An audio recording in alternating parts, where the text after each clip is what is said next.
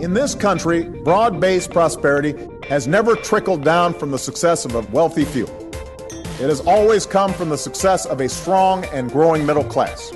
That's how a generation who went to college on the GI Bill, including my grandfather, helped build the most prosperous economy the world has ever known. That's why a CEO like Henry Ford made it his mission to pay his workers enough so they could buy the cars that they made.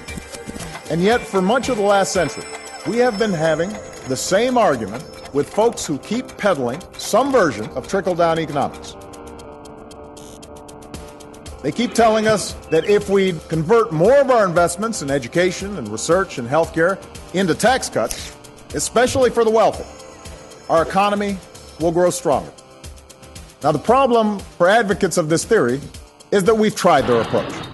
At the beginning of the last decade, the wealthiest Americans received a huge tax cut in 2001 and another huge tax cut in 2003. We were promised that these tax cuts would lead to faster job growth. They did not.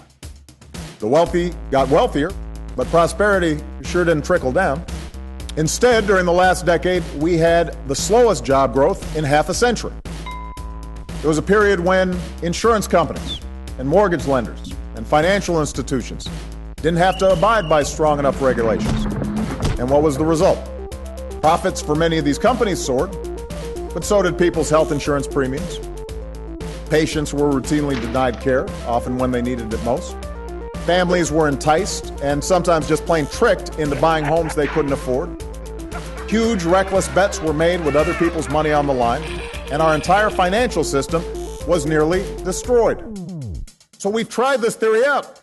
And you would think that after the results of this experiment, that the proponents of this theory might show some humility. You'd think they'd say, you know what, maybe some rules and regulations are necessary to protect the economy. Maybe, just maybe, at a time of growing debt and widening inequality, we should hold off on giving the wealthiest Americans another round of big tax cuts. But that's exactly the opposite of what they've done. Instead of moderating their views even slightly, the Republicans running Congress right now have doubled down. This is what they're running on.